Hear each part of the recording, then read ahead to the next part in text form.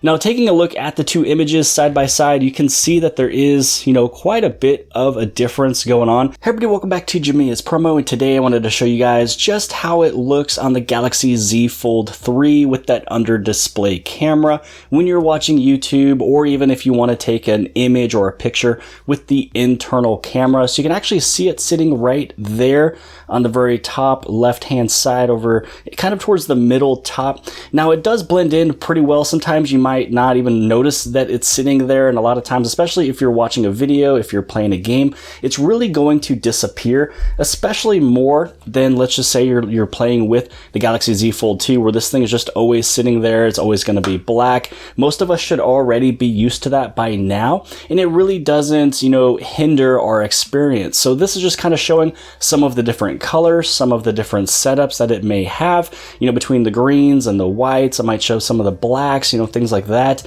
Now, if you might be wondering how exactly I got it full screen, it's just simply that pinch to zoom option inside of YouTube. But honestly, it still looks really good when it comes down to watching really anything entertainment.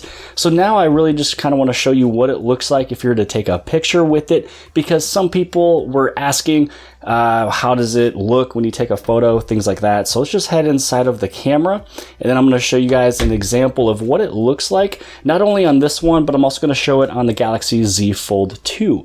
So let's just head inside of the camera. I already have it set up, for the front facing, and then now you can clearly see the camera itself. There's no overlaying pixels that are being illuminated at this moment, but they are still sitting there. It's a small little blanket with the least amount of pixels just to kind of still give you a display. Now, all I'm going to do is just take a picture. I'm just going to ensure that it is clean.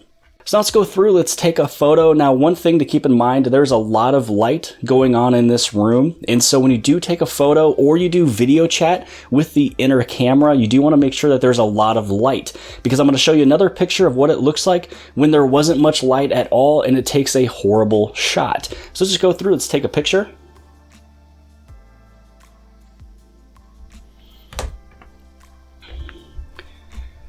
And so this is what this one looks like. Not really made up. It's late in the evening. Don't really care about the hair at the moment. And again, this is the inner camera. This is the opened camera sitting right here. So this one was not looking very good at all. It's actually very pixelated. It's dark. And what I did was I just sat in the YouTube room. I had a little bit of light kind of flowing in from a window, but it wasn't much at all. And so this is what it looks like. Now, if you want to compare what it looked like from the front camera on the cover screen, this is the exact same time frame, like literally taken 10 seconds later in the same light. And so now you can really see the degraded quality of the inner camera. But mostly what you're going to do with it is going to be doing probably your Zooms, video chats, and Google Duo, things like that. So this is what it looks like now with a bunch of light in the studio. This is what it looked like when there was zero light. And this was, again, zero light, but with the cover camera. So if this right here is the image as of right now with the light, how about we go through now the Galaxy Z Fold 2. Let's go through, let's take pretty much the exact same photo. All of the settings are going to be the same. There's really nothing that I have turned on or different. Oh yeah, and if you guys are brand new here at the channel at Jamia's Promo, you appreciate these tips, tricks, tutorials, and the latest information on your Samsung products, make sure to hit that subscribe button as well as the bell for notifications so you get notified for all future videos. Now, taking a look at the two images side by side, you can see that there is, quite a bit of a difference going on. It looks much more clear and clean on this side. This side doesn't seem to be as natural. This one just looks to be much, much more sharper when it comes down to image quality. It even made my eyes look even a little bit more red in this photo, and my eyes are definitely not red. It's almost making me look sickly when it comes down to this phone over here, the Galaxy Z Fold 3, and it could be because of some of the pixels that's just sitting over top of it, some of, maybe some of the reds of the pixels or something. I don't know what's going on here, but again, when it comes down to that inner camera, you're not going to get much of a good photo. But again, it's really mostly going to be about doing Zooms, Duo, video chats, things like that, especially in flex mode. So when you have this thing in flex mode, you have it, you know, basically halfway shut or halfway open. That is where you'll mostly probably do a lot of your video chats, things like that.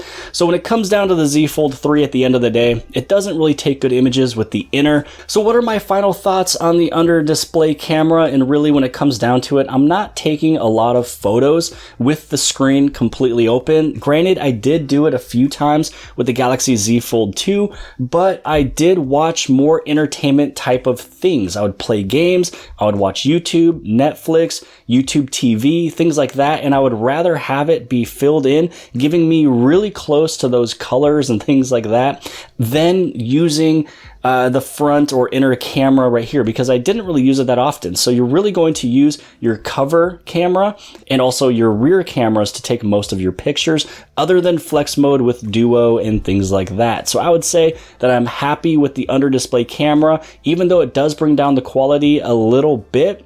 More than likely, you're not going to use that camera as much, but you're going to be using the full display for entertainment more often than your front open camera. But I hope you guys have appreciated this video. Hopefully it answers a few questions. You can see things, you know, right up close and personal. But if you guys do appreciate this video, if you guys do, please give it a big thumbs up. Don't forget to hit subscribe. Subscribe right over here on the very bottom left-hand side. And if you like this video, then more than likely you'll also like this video. And I'll see you guys later.